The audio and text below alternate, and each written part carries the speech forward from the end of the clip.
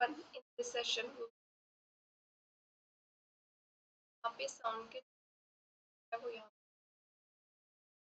तो let's start our. सबसे पहले बात करते हैं हम साउंड की। What is a sound? Sound क्या होती है?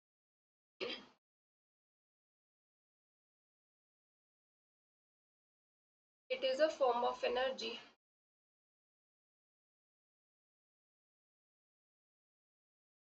दैट travels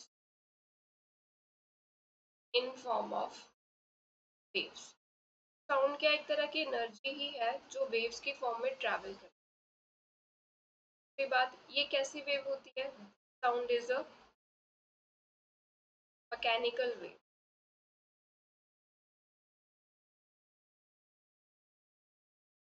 मैकेनिकल वेव का मतलब क्या होता है? वो वेव्स जिनको ट्रैवल करने के लिए क्या चाहिए? मीडियम की जरूरत। मैकेनिकल वेव वो वेव होती है that wave which needs medium travel। Sound wave है वो मैकेनिकल वेव है, इसको ट्रैवल करने के लिए मीडियम चाहिए। ये वैक्यूम में ट्रैवल नहीं करता। और ये क्या होती है? Sound wave is longitudinal. इसका नेचर लॉन्गिट्यूडनल नेचर।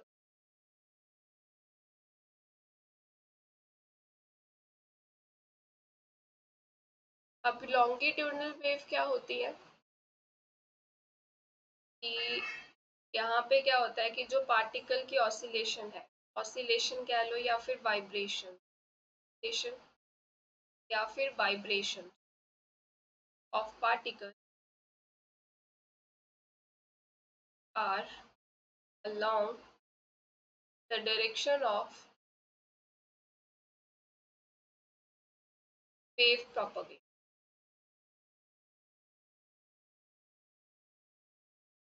तो समझते हैं।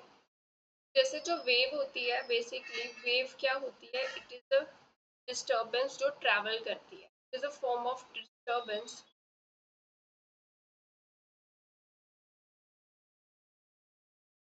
That travel. अब जैसे मान लो वेव जो है आगे की तरफ जा रही है, ठीक है, तो यहाँ पे जो मीडियम के पार्टिकल्स है, जिनमें ये पहले ऐसे पड़े थे, मीडियम के पार्टिकल्स अपनी इक्विलिब्रियम पोजीशन, जैसे ही डिस्टरबेंस क्रिएट हुआ, ये अपनी इक्विलिब्रियम पोजीशन से क्या करेंगे? वाइब्रेशंस करना शुरू करेंगे। इनमें डिस्टरबेंस क्रिएट हो चुकी है।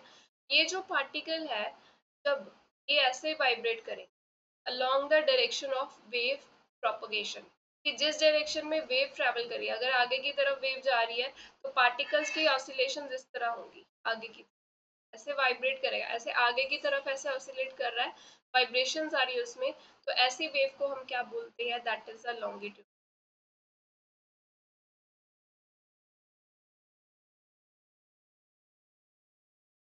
ठीक है, तो जो वेव होती है बेसिकली वो हम क्या पढ़ते हैं? वेव को क्या कंसीडर किया जाता है कि जो डिस्टर्बेंस क्रिएट हुई है मीडियम के पार्टिकल्स में, वो डिस्टर्बेंस ट्रांसफर हो रही है एक पार्टिकल से दूसरे पार्टिकल, तो डिस्टर्बेंस ट्रैवल कर रही है, उसी को हम वेव बोलते हैं। अब जैसे ये मैंने पार्टिकल्स मीडियम के शो कर, मान लो वेव आगे की तरफ जा रही है, अगर इस पार्टिकल की वाइब्रेशंस जो है वो along the direction of wave हो रही हैं, ठीक है, जैसे वेव ऐसे जा रही है, पार्टिकल्स भी ऐसे वाइब्रेट कर रहे हैं इसी डायरेक्शन, इसको लॉन्गिट्यूडनल वेव बोला। तो जो साउंड होती है वो क्या होती है? Longitudinal wave. ठीक है, अगर इसका कंपैरिजन करें, जो हमें पता है जो लाइट है वो भी क्या होती है? वेव ही होती है। बट ये कैसी वेव होती है? लाइट वेव जो होती है that is a non mechanical. Non mechanical wave का मतलब क्या होता है? That does not need medium to travel.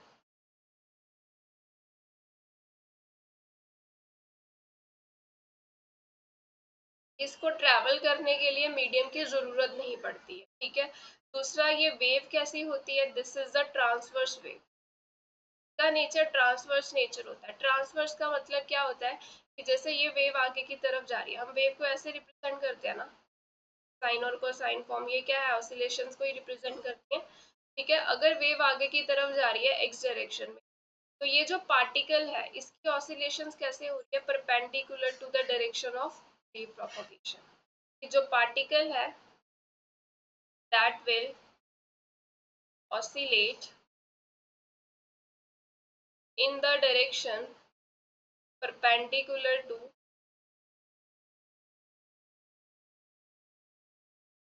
direction of propagation, कि जिस डायरेक्शन में वेव ट्रैवल कर रही है उसके परपेंडिकुलर डायरेक्शन में इन पार्टिकल्स की ऑसिलेशंस देखने को। जैसे ये पार्टिकल है, ये कैसे ऑसिलेट कर रहा है, ये ऐसे जा रहा है, डिस्टर्बेंस ही हो रही है ना, ये ऐसे गया तो ये परपेंडिकुलर डायरेक्शन में ऑसिलेशन हो रही है, ये पार्टिकल ऐसे गया, ठीक है, ऐसे गया फिर वापस गया, मतलब वेव ऐसे जा रही है और पार्टिकल कैसे ऑसिलेट कर रहा है, ऐसे परपेंडिकुलर टू डायरेक्शन ऑफ। तो ऐसी वेव को ट्रांसवर्स वेव बोला जाता है। तो जो लाइट वेव होती है ना वो ट्रांसवर्स होती है, साउंड वेव जो होती है that is the longitudinal. Right, अब हम बात करते हैं कि जो साउंड वेव है वो ट्रैवल कैसे करती है, ट्रेवलिंग ऑफ साउंड वेव। तो जो साउंड वेव है that is travel in the form of, यहाँ पे क्या बनते हैं, कंप्रेशन और रेयरफेक्शन रीजन्स बनते हैं। When the sound wave travel, there is formation of compression and rarefaction regions। अब इनका मतलब क्या होता है, इनको समझते हैं। कंप्रेशन जो होता है वो रीजन होता है, कंप्रेशन रीजन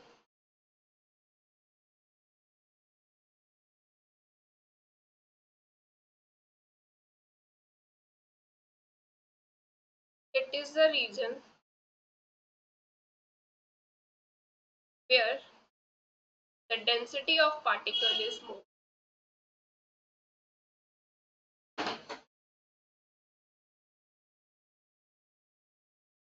या फिर कह सकते हैं here the particles of the medium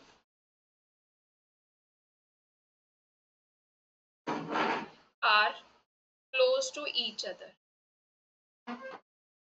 तो एक दूसरे के वो नजदीक होते हैं, यानी कि पार्टिकल्स की डेंसिटी ज्यादा मिलेगी इस रीजन में। डेंसिटी ज्यादा है तो प्रेशर भी इस रीजन में क्या होगा, ज्यादा होगा, ठीक है। कंप्रेशन रीजन में क्या होगा, जो प्रेशर है वो ज्यादा मिलेगा, प्रेशर इज हाई। अब अगर बात करें रेयरफेक्शन रीजन की, वो क्या रीजन होता है हमारे पास,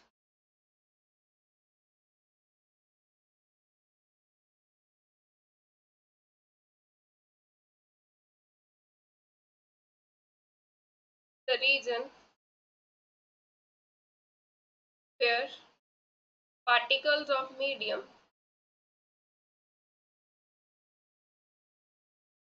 are far away from each other, एक दूसरे से दूर होते हैं पार्टिकल।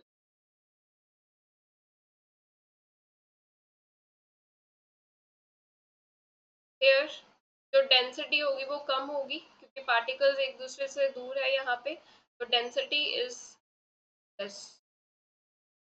डेंसिटी लेस है, प्रेशर भी क्या मिलेगा, कम मिलेगा यहाँ पे। अब इसको समझते हैं कि जो साउंड वेव है वो ट्रैवल कैसे कर रही है, क्या मतलब है कंप्रेशन और रेयरफेक्शन। अब जैसे मैं बात कर रही हूँ, ठीक है, तो क्या होता है, जैसे मैं बात कर रही हूँ, तो यहाँ पे क्या है, मीडियम एयर है, एयर में क्या प्रेजेंट है, पार्टिकल्स प्रेजेंट। जैसे ये पार्टिकल्स ले लो, ये सारे अपनी पोजीशंस पे थे पहले। अब जैसे मैं बात कर रही हूँ, क्या होगा, डिस्टरबेंस हो गई इसकी पोजीशन में, ये अपनी पोजीशन से डिस्टर्ब होके इस तरफ आ गया, ठीक है, इसने इसमें डिस्टरबेंस क्रिएट की, और ये इसने इस पे डिस्टरबेंस क्रिएट की, इसने इस पे डिस्टरबेंस क्रिएट की, तो ये सारे क्या है, इनमें डिस्टरबेंस आ गई। तो ये जो है एक दूसरे के साथ ऐसे एक रीजन बना देते हैं जिसको हम क्या बोलते हैं, कंप्रेशन रीजन। क्योंकि डिस्टरबेंस क्रिएट हुई, फर्स्ट पार्टिकल यहाँ पे था, ये ऐसे गया, इसने डिस्टरबेंस क्रिएट की, इसे ऐसे गया, मतलब ये पार्टिकल्स इतना छोटा सा रीजन क्रिएट करते हैं जिसमें जो पार्टिकल्स की डेंसिटी बहुत ज्यादा है, ये पार्टिकल्स एक दूसरे के नजदीक होते हैं, तो कंप्रेशन रीजन जो है वो क्रिएट होता है। तो अब क्या हुआ, अब पार्टिकल्स अपनी ओरिजिनल पोजीशन पे वापस आने की कोशिश करेंगे, इक्विलिब्रियम पोजीशन पे आने की कोशिश करेंगे, तो क्या होगा, ये पार्टिकल जो पहले इस तरफ डिस्प्लेस हुआ था ये अपनी पोजीशन पे वापस आएगा, ये ऐसे चला गया, पहले ये ऐसे हुआ, ये ऐसे आ गया, तो ये वाला पार्टिकल भी अपनी ओरिजिनल पोजीशन पे वापस आएगा, आगे वाला भी, ये वाला पार्टिकल डिस्टर्बेंस इसको दे देगा, तो ये जो जिसमें पहले कंप्रेशन रीजन बन रहा था वहां पे अब क्या आ जाएगा, रेयरफेक्शन रीजन। ये पार्टिकल्स जो है वो अपनी ओरिजिनल पोजीशन पे वापस आ जाएंगे, जब वो ओरिजिनल पोजीशन पे वापस आएंगे तो पार्टिकल्स एक दूसरे से दूर हो जाएंगे, और ये वाला जो पार्टिकल जब डिस्टर्बेंस आगे ट्रांसफर करेगा तो यहाँ पे क्या होगा, कंप्रेशन रीजन क्रिएट हो जाएगा। तो इस तरह से साउंड वेव ट्रेवल करती है। अगर इसको हम एक एग्जांपल से समझे, और एग्जांपल से, जैसे मेरे पास क्या है, स्प्रिंग की कॉइल है, स्प्रिंग सबने देखा है, यहाँ पे ले लेते हैं कि ये जो कॉइल्स है ये वाली बहुत नजदीक नजदीक है, फिर कॉइल्स ऐसे हैं,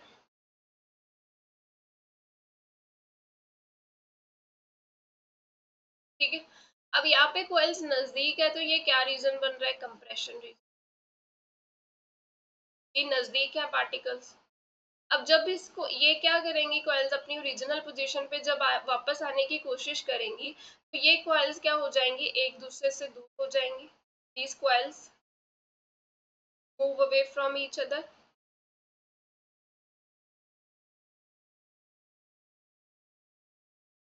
ठीक है। तो यहाँ पे क्या रीजन बन जाएगा फिर, रेयरफेक्शन, और ये वाले जो है ये आगे वाली कॉइल को डिस्टर्ब करेंगी, तो आगे वाली कॉइल में क्या होगा, कंप्रेशन रीजन क्रिएट होगा, जैसे ये दूर दूर हो गई और यहाँ पे कंप्रेशन रीजन क्रिएट हो गया। तो इस तरह से ही साउंड वेव ट्रेवल करती है कि कंप्रेशन रीजन बनते हैं, रेयरफेक्शन रीजन, ठीक है। अब बात कर लेते हैं वेवलेंथ की। वेवलेंथ क्या होता है, जो डिस्टेंस होता है दो कंसेक्टिव रेयरफेक्शन या फिर कंप्रेशन में, the distance between consecutive compression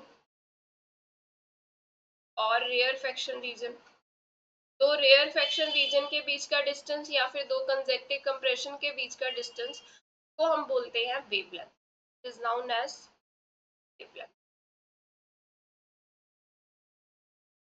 that is the wavelength of the wave, ठीक है। और फ्रीक्वेंसी क्या हो जाएगी,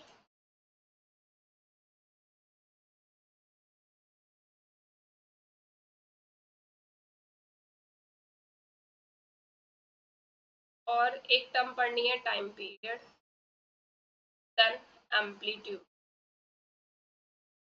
ये वेव की टर्म्स, बेसिक टर्मिनोलॉजी है जो हमें पता होनी चाहिए। तो फ्रीक्वेंसी क्या होती है, द नंबर ऑफ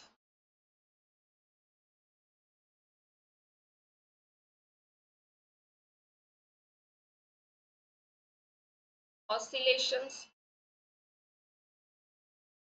पर सेकेंड, पर सेकेंड कितनी ऑसिलेशंस हो रही हैं या पर सेकेंड कितनी वाइब्रेशंस हो रही है पार्टिकल में, तो हम क्या बोलते हैं, फ्रीक्वेंसी बोलते हैं। फ्रीक्वेंसी क्या होती है, 1 अपॉन टाइम पीरियड, इसकी यूनिट्स हमारे पास होती है हर्ट्ज, इसको हर्ट्ज में मेजर करते हैं। टाइम पीरियड का मतलब क्या होता है कि कितना टाइम लग रहा है कंप्रेशन या रेयरफेक्ट रीजन को एक पर्टिकुलर पॉइंट को क्रॉस करने के, ठीक है। The time cross fixed point taken by compression या फिर रेयरफेक्शन रीजन, उसको टाइम पीरियड बोला जाता है। और एम्पलीट्यूड क्या होता है, मैक्सिमम डिस्टर्बेंस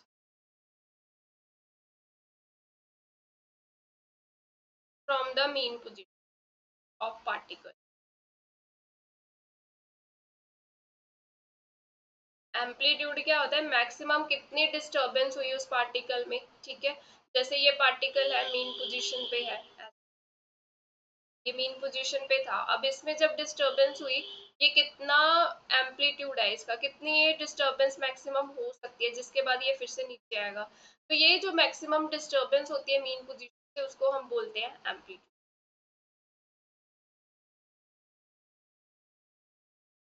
अब हम बात करते हैं स्पीड ऑफ साउंड की।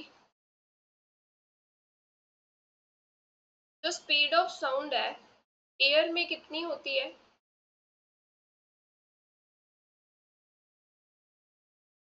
अप्रोक्सीमेटली उसको 340 मीटर पर सेकेंड निकालते हैं क्या फॉर्मूला। तो ये 340 मीटर पर सेकेंड की स्पीड से ट्रेवल करती है एयर में जो साउंड वेव होती है। बट जैसे ही मीडियम चेंज होता है, when medium changes its speed also changes. कि हमें पता है जब मीडियम चेंज होता है तो जो हमें रिलेशन पता है v is equal to f into lambda. ठीक है, ये जो स्पीड है और ये वेवलेंथ है, ये मीडियम के चेंज होने से क्या होते हैं, चेंज हो जाते, change when there is change in medium. और मीडियम के चेंज होने से जो फ्रीक्वेंसी होता है वो चेंज नहीं होता है। Frequency does not depend on medium, ये मीडियम पे डिपेंड ही नहीं करती। आप मीडियम चेंज कर दो फ्रीक्वेंसी सेम मिलेगी आप। अब जैसे मान लो साउंड वेव ट्रैवल कर रही है वाटर में, तो अगर वाटर में बात करें तो ये जो स्पीड होती है वाटर में इसकी अप्रोक्सीमेटली इतनी है। अब वाटर क्या है, मीडियम चेंज कर दिया, एयर से वाटर में आ गई है तो स्पीड क्या हो गई, बढ़ गई। ठीक है, तो कितनी बढ़ जाती है, इतनी हो जाती है। कुछ नोटेशंस में यूज किया जाता है कि ये 1420 मीटर पर सेकेंड होती है, 1400 metre per second. Approximate value मैं यहाँ पे लिख रही हूँ कि जो वाटर में इसकी स्पीड होती है दैट इज 1440 मीटर पर। ठीक है, तो जैसे ही मीडियम चेंज हुआ तो स्पीड जो है वो साउंड की क्या हो गई, चेंज हो गई। ठीक है, तो यहाँ पे हम नोट कर सकते हैं कि वाटर में इसकी स्पीड क्या है, ज्यादा होती है एज कम्पेयर टू द।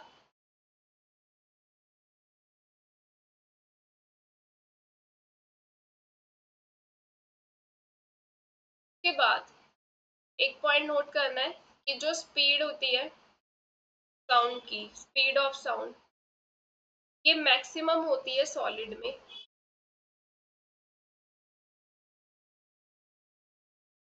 और मिनिमम होती है गैसियस स्टेट में।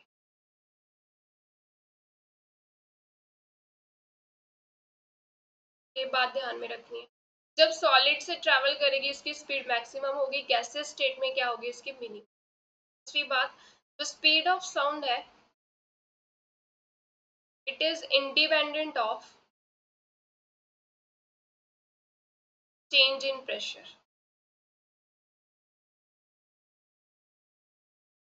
बेसिकली स्पीड ऑफ साउंड हम कैसे फाइंड करते हैं, हमारे पास ये रिलेशन होता है। यहाँ पे गामा की वैल्यू एयर के लिए हम फिल करते हैं 1.44, पी प्रेशर हो गया और डेंसिटी हो गई हमारी मीडियम की, इज द डेंसिटी मीडियम, जिस मीडियम में वो ट्रैवल कर रही है। ठीक है, तो जब हम वेरिएशन देखते हैं, ठीक है, पी और रो ये क्या होते हैं, गामा तो फिक्स है, डेंसिटी भी फिक्स है, प्रेशर को अगर चेंज भी कर देते हैं तो ये स्पीड ऑफ साउंड जो होती है ये इंडिपेंडेंट होती है। कैसे इंडिपेंडेंट होती है, तो हमें पता है कि हमारे पास क्या होता है, बॉयल्स लॉ होता है एक, इसके अकॉर्डिंग हमारे पी जो है इनवर्सली 1/v के साथ वेरी कर रही है, पी वी इज कांस्टेंट। ठीक है, यहाँ से ये बॉयल्स लॉ की स्टेटमेंट होती है। तो वॉल्यूम को मैं लिख सकती हूँ, क्या होता है, density is mass upon volume, volume क्या आ गया, मास अपॉन डेंसिटी कांस्टेंट। तो यहाँ से प्रेशर ओवर डेंसिटी की रेशो क्या मिल रही है, कांस्टेंट मिल रही है। अब ये भी प्रेशर है ये भी डेंसिटी है तो ये रेशो फिक्स हो गई और गामा भी फिक्स है, तो जो स्पीड होती है साउंड की वो इंडिपेंडेंट होती है अगर प्रेशर को चेंज कर दे। तो ये पॉइंट इंपॉर्टेंट है यहाँ। अब जैसे हम बात करते हैं फ्रिक्वेंसी, हमने पढ़ा, ठीक है, जो हमारा ह्यूमन ईयर होता है उसकी जो फ्रिक्वेंसी रेंज होती है साउंड को सुनने की, जो साउंड हमें सुनाई देता है वो किस रेंज का सुनाई देता है, 20 हर्ट्ज से 20,000 हर्ट्ज तक। इस फ्रिक्वेंसी के रेंज के जो साउंड है वो हमें सुनाई देते हैं, ह्यूमन ईयर इनको रिस्पॉन्स करता है। अगर फ्रिक्वेंसी लेस देन 20 हर्ट्ज है साउंड की, उन वेव्स को बोला जाता है इंफ्रासोनिक साउंड। और अगर फ्रिक्वेंसी ग्रेटर देन 20,000 हर्ट्ज है उनको बोला जाता है अल्ट्रासोनिक साउंड। अब जो हमारा ह्यूमन ईयर है वो ना तो इंफ्रासोनिक साउंड को रिस्पॉन्स करता है ना फिर अल्ट्रासोनिक साउंड को रिस्पॉन्स, ठीक है। इंफ्रासोनिक साउंड जो है वो मेनली जो है एनिमल्स, जैसे हमारे एलिफेंट हो गया, ये इनको इंफ्रासोनिक साउंड सुनाई देती है। अल्ट्रासोनिक साउंड्स क्या होती हैं, जिनकी फ्रिक्वेंसी क्या है, ज्यादा है, एनर्जी ज्यादा है इन वेव्स की, तो हमारा जो ह्यूमन ईयर है इनको रिस्पॉन्स नहीं करता। बट कौन यूज करता है इनको, जैसे हमारे बैट्स, एनिमल्स है जो बैट्स हो गए, डॉल्फिन हो गए, ठीक है, ये क्या करते हैं, अल्ट्रासोनिक साउंड की हेल्प से क्या करते हैं, ट्रैवलिंग करते हैं, इनको यूज करते हैं। ये हमें सुनाई नहीं देती बट ये एनिमल्स को सुनाई देती। अब हम बात करते हैं इको की। इको क्या होता है, जैसे हम किसी हिली एरिया में जाते हैं, ठीक है, हिली एरिया में जाते हैं, हम कुछ बोलते हैं तो वही साउंड हमें वापस सुनाई देती है, ठीक है। तो यानी कि यहाँ पे क्या हो रहा है, this is the reflection of the sound wave, को हम क्या बोल रहे हैं, इको। जैसे मान लो पर्सन यहाँ पे खड़ा है, ने यहाँ पे कुछ बोला, साउंड वेव ऐसे ट्रैवल कर रही है, यहाँ आगे क्या है, ऑब्स्टेकल है, ऑब्स्टेकल कुछ भी हो सकता है, ठीक है। ये साउंड वेव क्या होगी, आगे जाएगी ऐसे, यहाँ से स्ट्राइक होके वापस इसकी तरफ आएगी। तो ये क्या हो रहा है, स्ट्राइक होके वापस आ रही है, दैट मीन्स ये क्या है, reflection of sound wave. Reflection of sound wave को हम क्या बोलते हैं, इको बोलते हैं। अब कुछ कंडीशंस होती हैं, इको जो है हर जगह नहीं होती। अब जैसे हम रूम में बैठे हैं, हम बोल रहे हैं, तो यहाँ पे वॉल तो है ना, तो वॉल से रिफ्लेक्ट होके हमें इको क्यों नहीं सुनाई देती, ठीक है। तो कुछ कंडीशंस होती हैं जिसमें जो इको है वो हमें अच्छे से सुनाई देती है। अब हम कंडीशंस की बात कर लेते हैं, कौन सी कंडीशंस है, कंडीशंस हियर डिस्टिंक्ट इको। अब जैसे मैं बोल रही हूँ, यहाँ रूम में क्या है, वॉल है, दूर है, तो यहाँ पे मुझे इको नहीं सुनाई दे रही है, मुझे वापस से साउंड वेव रिफ्लेक्ट होके वापस नहीं आ रही मेरे पास, ताकि मुझे इको सुनाई दे। इसकी कुछ कंडीशंस होती हैं, तो वो कंडीशंस क्या है, सबसे पहली कंडीशन ये है कि जो साइज ऑफ ऑब्स्टेकल है जिससे रिफ्लेक्ट हो रही है साउंड वेव, ठीक है, size of obstacle is must be greater than wavelength of the wave. तो जितनी वेवलेंथ है साउंड वेव की, उससे ज्यादा जो है साइज होना चाहिए ऑब्स्टेकल का, बड़े साइज की होनी चाहिए, तभी रिफ्लेक्शन जो है साउंड वेव की हो सकती है। दूसरी condition, intensity of the sound wave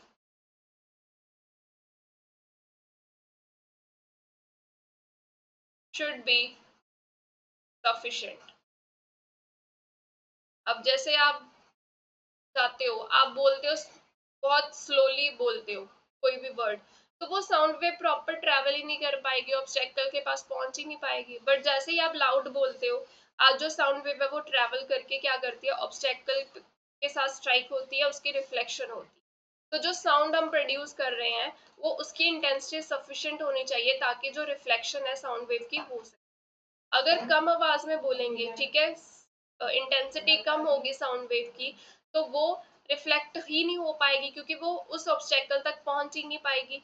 अगर इंटेंसिटी साउंड वेव की ज्यादा है, हम ज्यादा जोर से बोल रहे हैं, तो वो साउंड वेव ट्रैवल करके क्या होगी, ऑब्स्टेकल के साथ स्ट्राइक करेगी, रिफ्लेक्ट होके वापस आ जाएगी और हमें इको मिलेगी, ठीक है।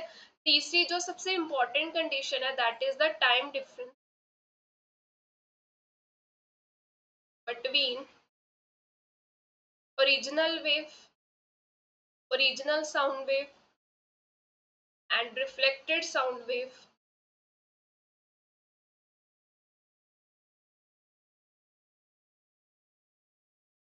कितना होना चाहिए इनके बीच का difference, that is greater than equal to 0.1 second. अब जैसे साउंड वेव इस तरफ जा रही है ऐसे, यहाँ पे ऑब्स्टेकल है, मान लो ये वेव इस तरफ गई, ठीक है, ये क्या है, ओरिजिनल वेव, यहाँ से स्ट्राइक होने के बाद रिफ्लेक्ट होके ये इस तरफ आ रही है। अब आप यहाँ पे खड़े हो, आपने बोला कुछ, ये वेव ऐसे ट्रैवल करते गई यहाँ पे और रिफ्लेक्ट होके वापस आपकी तरफ आ रही है। तो ये जो ओरिजिनल वेव है और जो रिफ्लेक्टेड वेव है, दोनों के बीच का टाइम डिफरेंस 0.1 सेकेंड या इससे ज्यादा होना चाहिए। ठीक है, कि अगर ओरिजिनल वेव ऐसे गई है तो 0.1 सेकेंड के बाद क्या होगी, रिफ्लेक्टेड वेव आपके पास पहुंचनी चाहिए 0.1 सेकेंड या उससे ज्यादा टाइम के बाद। इतना टाइम डिफरेंस होना चाहिए, तभी जो इको है वो डिस्टिंक्टली सुनाई देगी। ठीक है, तभी अगर ये कंडीशन सेटिस्फाई होगी टाइम डिफरेंस की, तभी हमें क्या होगा, डिस्टिंक्ट इको जो है वो सुनाई देगी। अगर टाइम डिफरेंस 0.1 सेकेंड से कम है फिर क्या होगा, if time difference is less than 0.1 second, तो जो वेव्स है, जैसे ये वेव ऐसे गई, अभी वो जो रीजनल साउंड वेव है वो रिफ्लेक्ट होके वापस आ रही है, तो दोनों के बीच का अगर टाइम डिफरेंस कम है तो दोनों की आपस में क्या होगी, ओवरलैपिंग हो जाएगी, वेव्स ओवरलैप कर जाएंगी और हमें जो है डिस्टिंक्ट इको सुनाई ही नहीं देगी। We can't hear distinct echo, कुछ भी ऑडिबल नहीं होगा। इस सिचुएशन को हम क्या बोलते हैं, this is known as रिवर्बेशन।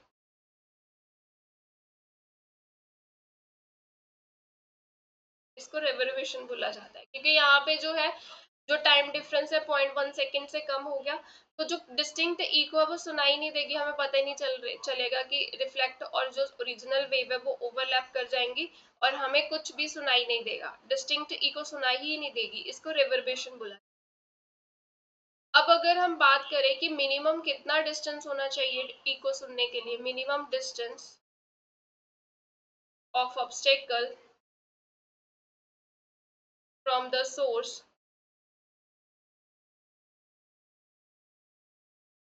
To hear the distinct echo. अगर हमें डिस्टिंक्ट इको सुनाई नहीं है, ठीक है, कि हाँ मुझे डिस्टिंक्ट इको चाहिए, तो जो डिस्टेंस है वो कितना होना चाहिए ऑब्स्टेकल से, मिनिमम डिस्टेंस। जैसे मान लो ये पर्सन यहाँ पे खड़ा है, ये कुछ बोल रहा है, साउंड वेव ऐसे ट्रेवल करके यहाँ तक गई, अब ये वाला डिस्टेंस जो है ये कितना होना चाहिए वो हमें देखना है। ठीक है, अब हमें पता है जो मिनिमम टाइम है डिस्टिंक्ट इको सुनने के लिए वो 0.1 सेकेंड है। अब ये जो वेव है पहले ऐसे जाएगी, डी डिस्टेंस कवर करेगी, फिर रिफ्लेक्ट होके वापस ऑब्जर्वर की तरफ आ रही है, तो डी डिस्टेंस उसने फिर से ट्रेवल किया, तो टोटल डिस्टेंस इसने कितना ट्रेवल किया, 2d।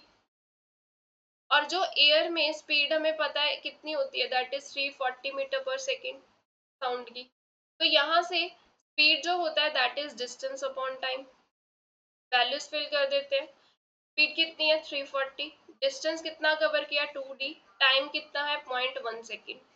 तो यहाँ से हम मिनिमम डिस्टेंस जो है वो निकाल सकते हैं कि कितना होना चाहिए, ये 2d is equal to 340 into 0.1, distance यहाँ से कितना आया 340 अपॉन 2, ये डेसिमल हटा दिया, तो ये मिला मुझे 17, यानी कि जो ऑब्स्टेकल है वो 17 मीटर तो दूर होना ही चाहिए, तभी हमें डिस्टिंक्ट इको जो है वो सुनने को मिल सकती है। यहाँ पे टाइम पीरियड 0.1 सेकेंड है ना, वो 0.1 सेकेंड से ज्यादा टाइम भी हो सकता है। ठीक है, तो ये जो डिस्टेंस है ये मिनिमम डिस्टेंस की वैल्यू है, कि मिनिमम कितना डिस्टेंस होना चाहिए, 17 मीटर डिस्टेंस होना चाहिए ऑब्स्टेकल का, ताकि हमें डिस्टिंक्ट इको जो है वो सुनाई दे। अब ये जो हम पढ़ रहे हैं that is the reflection of sound waves, इसकी एप्लीकेशन क्या है, पढ़ क्यों रहे हैं, ये कहाँ पे यूज हो, एप्लीकेशन ऑफ इको। एक तो ये यूज होती है सोनार में। सोनार क्या होता है, that is sound navigation and ranging. जैसे जो बोट्स और शिप्स ट्रेवल करती हैं, ठीक है, उनके अंदर क्या होता है, एक ट्रांसमीटर लगा होता है। बोट्स और शिप्स जो पानी के अंदर ट्रेवल करते हैं, ठीक है, उन्होंने मान लो फाइंड करना है कि आगे कोई रुकावट तो नहीं है उनके रास्ते में, ठीक है, कि जिस वे में वो जा रहे हैं आगे कोई उनको कोई ऑब्स्टेकल तो नहीं मिलेगा, तो वो कैसे डिटेक्ट करते हैं, यूजिंग द सोनार। इसमें सोनार में एक ट्रांसमीटर होता है जो क्या करता है, ट्रांसमिट करता है साउंड वेव्स को। अब जब साउंड वेव्स ट्रांसमिट हो जाएंगी, वो ऑब्स्टेकल के साथ स्ट्राइक करेंगी, वहां से रिफ्लेक्ट होके वापस आएंगी, ठीक है। The waves reflect from obstacle, obstacle से रिफ्लेक्ट होके वापस आ गई, ठीक है। And these are detected by detector. Detector भी प्रेजेंट होता है, ट्रांसमीटर भी प्रेजेंट होता है सोनार सिस्टम में, ठीक है। तो डिटेक्टर क्या करता है फिर, देन जो डिटेक्टर है कन्वर्ट्स दीज वेव्स, जो रिफ्लेक्ट होके उसके पास वापस आई हैं, उन वेव्स को ये कन्वर्ट कर देता है किसमें, इनटू इलेक्ट्रिकल सिग्नल्स। फिर इन सिग्नल्स को क्या किया जाता है, एनालाइज किया जाता है।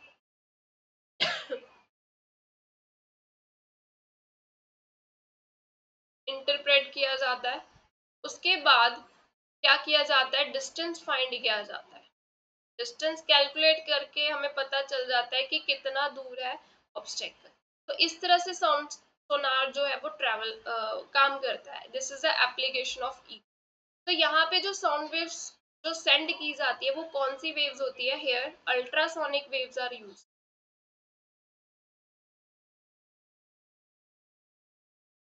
तो ट्रांसमीटर जो ट्रांसमिट करता है ना साउंड वेव्स, वो अल्ट्रासोनिक वेव्स होती हैं, वो ट्रैवल करती हैं ऑब्स्टेकल के साथ स्ट्राइक होके जब वापस आती हैं, डिटेक्टर इन अल्ट्रासोनिक साउंड वेव्स को इलेक्ट्रिकल सिग्नल में कन्वर्ट कर देता है। ये सिग्नल जो इंटरप्रेट किए जाते हैं बाद में, फिर डिस्टेंस कैलकुलेट किया जाता है, फिर हमें पता चलता है कि हमारा जो ऑब्स्टेकल अगर रास्ते में है तो वो कितनी है। तो इस तरह से ये जो सोनार है ये इको की एप्लीकेशन है, ठीक है। और क्या एग्जाम्पल हो सकती है, वैसे तो नेचर में एग्जाम्पल है बैट्स, डॉल्फिन्स, ये भी जो है इको की एप्लीकेशन पे ही काम करते हैं। कैसे, जो बैट्स और डॉल्फिन्स है ये अल्ट्रासोनिक वेव्स प्रोड्यूस करते हैं।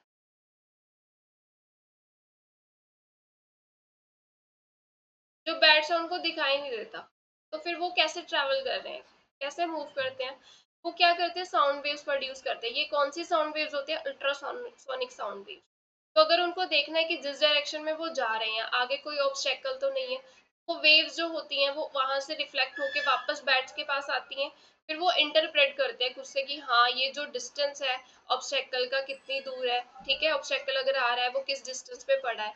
तो ये जो है बैट्स और डॉल्फिन्स भी ऐसे ही ट्रैवल करते हैं।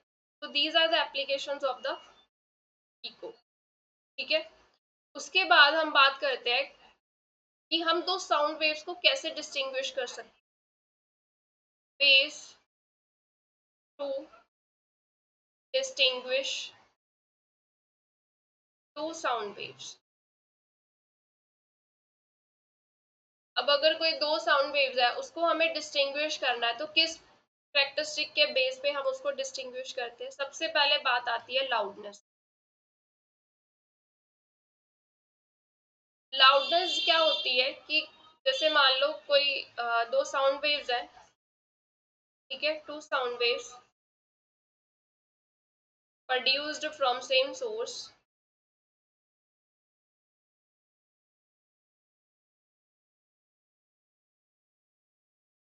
But of different level. Different level का मतलब क्या है, उनकी लाउडनेस डिफरेंट आ रही है, but of different level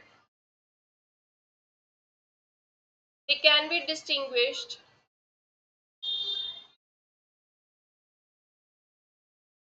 on the basis of loudness। Loudness के बेसिस पे हम क्या करते हैं, इनको साउंड्स को डिस्टिंग्विश करते हैं, ठीक है। जो लाउडनेस होती है वो किस पे डिपेंड करती है, लाउडनेस जो है वो डिपेंड करती है, मैं यहाँ पे डिपेंडेंसी देख रही हूँ, डिपेंडेंसी कि कोई साउंड कितना लाउड है, वो डिपेंडेंसी होती है amplitude of vibration. Basically loudness amplitude के स्केयर के साथ वेरी करता है। एम्पलीट्यूड क्या था कि पार्टिकल की मैक्सिमम डिस्प्लेसमेंट कितनी हो, अगर एम्पलीट्यूड ज्यादा है पार्टिकल अपनी मीन पोजीशन से मैक्सिमम डिस्प्लेसमेंट कवर कर रहा है, डिस्टर्ब्ड होने के बाद, तो लाउडनेस उतनी ही ज्यादा मिलेगी।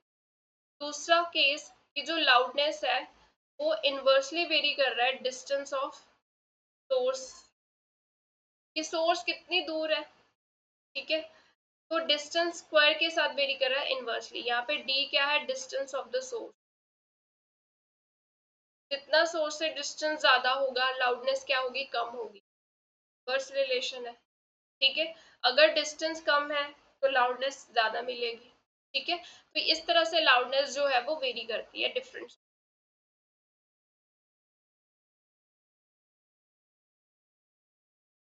तीसरा जो लाउडनेस है वो सरफेस एरिया पे भी डिपेंड करती है। Loudness depends on surface area of vibrating body. कैसे, मतलब क्या है इसका, जैसे मान लो ये मेरे पास बड़ा सा बोर्ड है, अब मैं इसको टैप करूं यहाँ पे, जब मैंने टैप किया तो साउंड प्रोड्यूस होगी, ठीक है। इसके कंपैरिजन में मेरे पास यहाँ पे एक कार्डबोर्ड है, कार्डबोर्ड छोटा सा कार्डबोर्ड है, इसको मैं टैप करूंगी तो साउंड प्रोड्यूस होगी। तो सबसे ज्यादा साउंड इसमें सुनाई देगा, लाउडनेस इसमें सुनाई देगी ज्यादा, है ना, क्योंकि सरफेस एरिया इसका क्या है, ज्यादा है। सरफेस एरिया जहाँ पे ज्यादा होगा वाइब्रेटिंग बॉडी का, लाउडनेस उतनी ही ज्यादा मिलेगी, ठीक है। अब अगर यूनिट की बात करें, लाउडनेस को हम मेजर करते हैं डेसिबल में, डेबी। जो सबसे फेंट साउंड है, फेंट मतलब वीक साउंड है, वो क्या है, पिन ड्रॉप। जैसे ही पिन एक जो है वो नीचे ड्रॉप कर रही है, ये जो साउंड प्रोड्यूस हो रही है उसकी लाउडनेस को क्या माना गया है, 0 डेसिबल। 0 डेसिबल है वो, ठीक है, लाउडनेस, ठीक है। अगर हम आपस में भी बात कर रहे हैं, वो कितनी मिलती है रेंज, दैट इज 50 डेसिबल। ये पर्सन टू पर्सन पर वेरी कर सकता है, ये हर पर्सन की जो बोलने साउंड वेव प्रोड्यूस करेगा हर पर्सन, वो डिफरेंट होगा, उसके अकॉर्डिंग ये वैल्यूज चेंज होती जाएंगी, ठीक है। अब जो नॉइज होती है वो कब आती है, जब 120 डेसिबल इस यहाँ तक वैल्यू मिल पहुंच जाए लाउडनेस की, ठीक है, 120 डेसिबल तक पहुंच गई, इससे ज्यादा होगी तो उसको हम क्या बोलते हैं, नॉइस। कि अगर लाउडनेस जो है 120 डेसिबल है, ठीक है, इससे ज्यादा या 120 डेसिबल, तो नॉइस कंसीडर किया जाता है। अब नेक्स्ट बात करते हैं पिच। पिच जो होती है वो क्या होती है, जैसे हमें दो sound waves can be distinguished on the basis of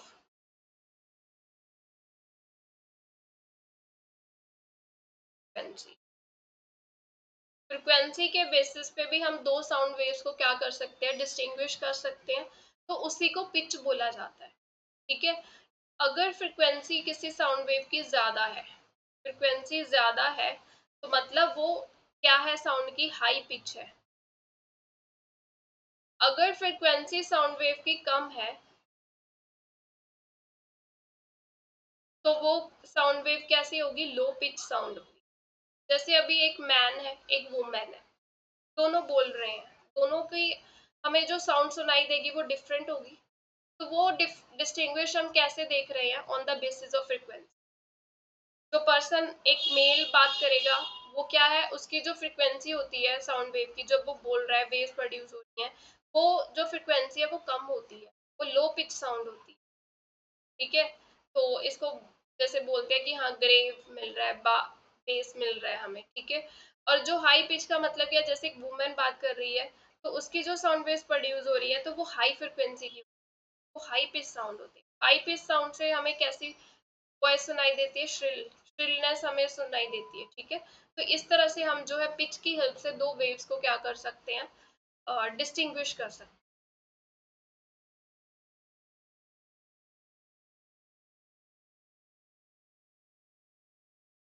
third point है दैट इज क्वालिटी। अब जैसे मान लो एक गिटार बजा रहा है पर्सन, एक पर्सन ड्रम बजा रहा है, आप बिना देखे बता सकते हो कि हाँ ये जो साउंड प्रोड्यूस हो रही है ये गिटार की है, ये वाली साउंड ड्रम की है, सुनने से पता चलता है, बिना देखे आपने जज कर लिया। तो वो किस बेसिस पे आपने डिस्टिंग्विश किया, क्वालिटी के बेसिस, यानी कि two sounds which are of same loudness, दोनों की लाउडनेस क्या है, सेम है, सेम उनकी पिच है, ठीक है। These can be distinguished on the basis of quality, कि दो इंस्ट्रूमेंट है डिफरेंट, दोनों पर्सन जो है वो इंस्ट्रूमेंट बजा रहे हैं, एक मान लो गिटार बजा रहा है, एक ड्रम बजा रहा है, दोनों की लाउडनेस भी सेम है, सेम ही पिच की साउंड प्रोड्यूस हो रही है, तो हमें फिर भी डिस्टिंग्विश कर सकते हैं हम इन दोनों साउंड्स में कि हाँ ये साउंड जो है वो गिटार की है, ये साउंड ड्रम की है। तो वो कैसे डिस्टिंग्विश होता है, क्वालिटी के बेसिस पे जो है वो डिस्टिंग्विश किया जाता है।